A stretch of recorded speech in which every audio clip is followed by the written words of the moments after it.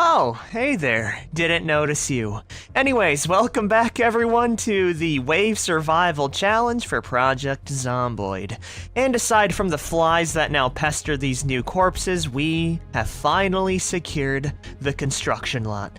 The place we're gonna be spending the rest of our challenge at. So yeah, today's gonna be the day we drop off all of my silly little loot, go into town looking for nails, and then we can finally begin digging out a bit of a defensive line. It is 8 PM though, we're tired, we're hungry, we're sad, and we're anxious, so let's go drop off all of our new stuff at our new house, which is gonna be the trailer right over here, the only trailer that hasn't been touched by zombies. We are gonna go loot through it as well, but I don't really care too much about the actual loot side of things. Yeah, we got basic stuff like beef jerky, cereal, I'm actually gonna eat the beef jerky right now, limes, onions, and some random meats inside the freezer. It's not too big of a trailer, but it should get the job done. So let's go move everything over right on inside.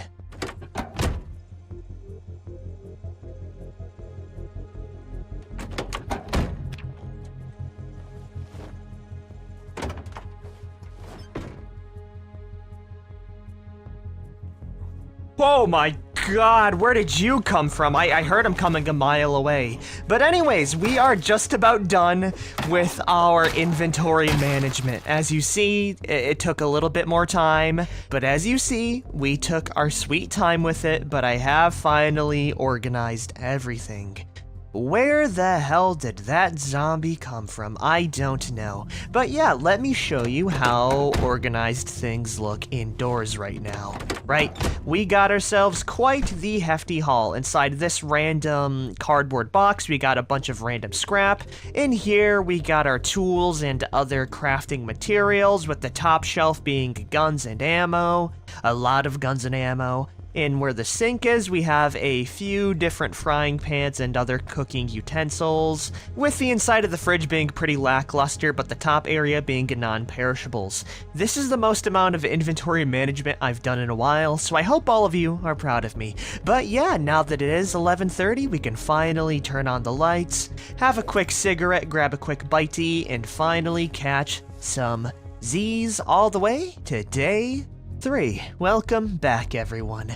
We have killed 177 zombies, surviving for 3 days. And now that Ryan has a rudimentary base, we can finally look towards the second part, and the final part that's probably going to take the most amount of time. Defending it, right? And now that we have a rudimentary base, we can focus on defending it. So that's exactly what I need to prepare for, and in order to do that, we need a bunch of nails. As it stands right now, the only source of nails that I have is these metal scraps here that I can turn into nails, but that's not enough, right? Because if you look at the carpentry screen, something as simple as a barricade costs 12 planks and 12 nails each, right? We need to grab a bunch if I'm gonna survive, which means we need to grab some nails if we want to survive this nightmare. Now sadly, we don't have any hardware stores nearby the location, with the closest one being, I would say, all the way down at the farming supply area, but we can supplement that, at least for now, by heading up to town, going up to the rich neighborhoods where I spawned in, and looting all of these tiny garages here. Each of them has a chance of dropping tools and, more importantly, boxes of nails. And if you're wondering, no, I'm not taking my station wagon. Where the hell are these zombies coming from? This is the second time it's happened and I'm getting sick of it. Okay, is that it? Any more bozos want to show themselves? But yeah, we're not going to take the car because the car would attract a lot of unwanted attention. So we're going to head off on foot all the way down through the road, hopefully cutting... So we're gonna head down the road, cutting through the fire station, hopping the fence, and grabbing as many supplies as possible. Though before I do leave, let's go grab one last thing. A little bit of extra food. You can never go wrong with it. Also, dropping off my can opener would save up on some space as well. Okay, now we're ready to head out. Oh, by the way, if you're wondering about the skills that I've picked up so far, we have gotten almost 1.5 levels in short blunt, an extra level in maintenance, and that seems to be it for now. Oh, and here's our third... Oh, and And here is our third idiot of the day. Is that all of the zombies? Yes, it seems to be so. I'm wondering how they pathed their way inside. I do know that the front entrance is obviously broken, but it's weird to me that they were able to track me down all the way in my silly little corner. Also, what the hell am I doing? Why am I trying to go through the main entrance when I can just hop the fence because I'm not taking my car? Yeah, that's gonna be 10 times faster than going around the long way. All right, and it's stylish. Oh, and one last thing before I forget. Ryan here has picked up a few skills just surviving. I'm sure you guys have seen it, but it's better to talk about the skills that I've learned so far than to just ignore it passively, right? So we've gotten ourselves about 1.5 levels in short blunt from killing all of the zombies, 1.5 levels in maintenance starting at 1, and about 50% of the way through electrical level 2. So it isn't too crazy of progress, but we are definitely making some, we're making some tangible footholds within our little apocalyptic niche. But yeah, oh man, these zombies have wandered out pretty far. Well, we're gonna take care of the zombies, hop that last 2-tile fence, and we are gonna be in the residential area.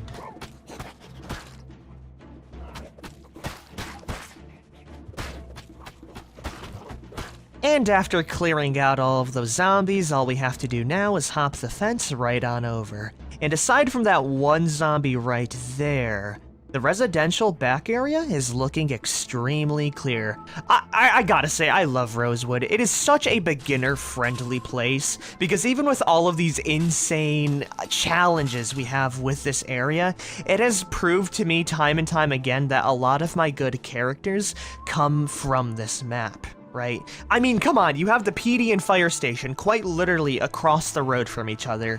Massive rich neighborhoods with garages in each and every place. Not to mention there's a prison nearby with another armory, and there's just a lot of, small fences for you to cheese zombies with. All in all, it's a fantastic spot, and now that we are here, we're gonna go loot some homes, but more importantly, the garages. So let's do just that. And while these might be the priority, these garages here, another thing that I will be keeping an eye out for are any survivor homes. If we spot one of those bad boys, I am going to turn right around and focus on those super duper hard because of the sheer loot you can just get from a single home alone. But boom, we're in our first garage. We got ourselves a screwdriver, a lug wrench, empty bowls, and empty bottles. Wow, this one was terrible. So terrible, I'm gonna remark it down with an X. We are gonna be using the X's now to mark down every building I've looted, so I won't loot them, once again. Okay, maybe the next garage will have something a little bit better. We got ourselves a Wasteland Warrior mag, screws, metal scrap, bars and pipes, all of that is huge.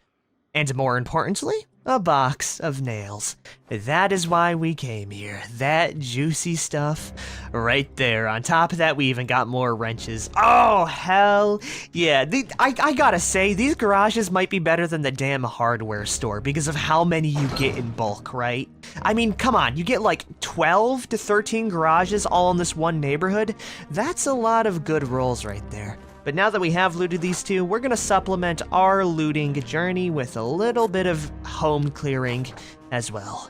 This home with flowers in particular. We might find something cool, and more importantly, we need food really bad. We are losing weight. We're already at 69 pounds, or kilos, sorry. And I'd really like to not deal with being underweight and losing weight for half the damn challenge. You know what I mean? So that is gonna be something we keep an eye out for. So please, have some good food around the area. Yeah, we got some margarine there. 3,255 calories. That'll be perfect for me. Okay, now we're chilling. On top of that, we got some useless bleach, an actual desert eagle just chilling in someone's, bedside cupboard. a very nice looking baseball bat, which I will use as my main weapon now. If you guys didn't know, blunt weapons have the best chance of knocking zombies on their feet, so baseball bats and long blunt, in my opinion, are one of the best weapons to use against sprinters, right? Because disabling a sprinter by shoving them on the ground or hitting them on the ground is one less you have to deal with, which is especially important if you're fighting more than 2 sprinter zombies, because knocking just one zombie on the ground might prevent them from being able to stun lock and just murder you in a very unfair way. So yes, I am a big fan and a big supporter of baseball bats. Okay, now that we have killed that lady, we can go check out the rest here, in which we have a crash helmet. How does that look with the rest of my gear? It's not as cool as a firefighter helmet. I'm gonna keep wearing this. Lastly, we got ourselves some makeup. Not really useful. This home, overall though, was a pretty big win for me, because of the baseball bat alone. Now that we have looted it, I think we should go check out these 2 garages down here. I don't think I actually looted those, and then we can work our way up the street, looting some of these down here. We can only carry so much though, so after I get, a good amount, we will start to head back home. Anyways, it's time to see if we'll get jumped by any group of zombies. Also, please let there be a survivor home. I'd be so happy about that information. Come on, game. You know you want to give it to me. Big money, big money, big money, big money. Okay, that's just a lot of zombies there. No problem for a baseball bat, though. You see, that's exactly why I love the baseball bat. You can smack a zombie and just absolutely floor them with the knockback chance. Hell yeah. But now that we've dispatched them, we can go ahead and loot even more scrap metal and small metal sheets. Another gas can, more boxes of nails and screws, which is what I'm really looking out for. With the second garage having more nails, more scrap metal and metal sheets, and a mint condition screwdriver. Also, what did I say, huh? What did I say about these silly little garages? Already we have ourselves 3 boxes of nails, which translates to 300 nails. I think that's gonna be enough for the defenses back at home, but I think we save the defense part for next episode, and we just focus on looting even more stuff here. Also, I am so distraught that there's not a single survivor home here. I'm gonna keep my hopes up, and we are gonna go loot some more of these homes. This one's eerily quiet, but boom, we got ourselves even more duct tape. It's as easy as that. Oh, we also got ourselves the car key out in the front. Some bourbon, which I can repurpose into a Molotov or just extra calories. An entire box of cereal, chips, mac and cheese. On top of that, we also have an entire storage room here with hopefully more construction material. Okay, we don't got construction material, but we do have some ski goggles, which I will take over the safety goggles. Oh yeah, no, the polarized look is gonna be the vibe. We also have ourselves some balaclavas, some needles, extra instruments, I guess, more scrap electronics, headphones, with the headphones being it. So that's gonna be another 1, 2, 3 locations looted, and now I might loot the rest of this street, right? Because 1, it gets me more supplies and more nails potentially, and 2, it'll allow me to see these homes down here, which one of them might be a survivor home. I'm really crossing my fingers for one of those because last series with the Hive Mind challenge, I found a katana, and I would be lying if I said I didn't want another, okay? I'm a greedy little guy. But we're gonna take our time regardless. With the gnome house being up next, I have a lot of faith that David here will lead us to greatness. Okay, any zombies inside? None that I see right now, but I do hear some upstairs. So what I'm gonna do is run outside, knock on the door, and make sure they're not just out and about. Okay, we're good. They're knocking on a door. And there's our idiot. Nice try with the jump scare. You almost got me. And there's another one in there as well. So we got ourselves a twofer, but now it's time to loot. In which we got ourselves some ice cream, some free water, a keytar, a first aid kit with a whole lot of nothing, a fanny pack, which is actually pretty useful for my cigarettes, Yeah, no, that's a pipe bomb. That is a pipe bomb just chilling in someone's bathroom. Either A, they really screwed up the plumbing of this place, or B, we have ourselves a little anarchist. Well, I'm gonna take that. That's gonna be a surprise tool to help us later, and that's gonna be it for this house. Well, I mean, it's really reassured me to go check out literally every home in existence because one of them might just have a very dangerous explosive just chilling inside their bathroom cupboard. On top of that, we got ourselves 2 garages, all boasting some generators, which will be nice later, more nails, some wood glue, a couple of hand torches, which I can make improvised flashlight silencers. Okay, that's actually kind of huge. I'm gonna do that right now. There's also another inside this toolbox here, which I will just turn into another improvised flashlight silencer. The more the merrier, in my opinion. That is a good weapon right there. We will have to take off our laser attachment, but we can still have our red dot on top of it, and this basically makes the pistol a lot safer to shoot, right? We're minimizing our sound radius, and while I don't think it's going to be the best silencer, it sure as hell is better than nothing. Okay, Ryan, I see the kind of vibe you're going with now. Ugh. I sure as hell hope the ATF isn't still active and moving around within this area, because if they are, Ryan is gonna have a lot to answer for. But these small flashlights are some of the best loot ever though, right? Because 1, you can get electrical scrap from them, 2, you get batteries, and 3, you can turn them into actual tools. Oh, and one last thing. If I want to connect a generator right now, I think I can because I'm just nope, never mind. We need to be an electrician. Dang it. Well, I'm sure we'll find the magazine at this rate. We got 3 more homes, and we are in the clear afterwards. Starting with this yellow brick house here. Of course it's locked. If there's an alarm, I'm going to cry. Alright, moment of truth. Whew, I'm actually so glad I didn't jinx it there. We got ourselves a bunch of books and 19 rolls of toilet paper. Okay.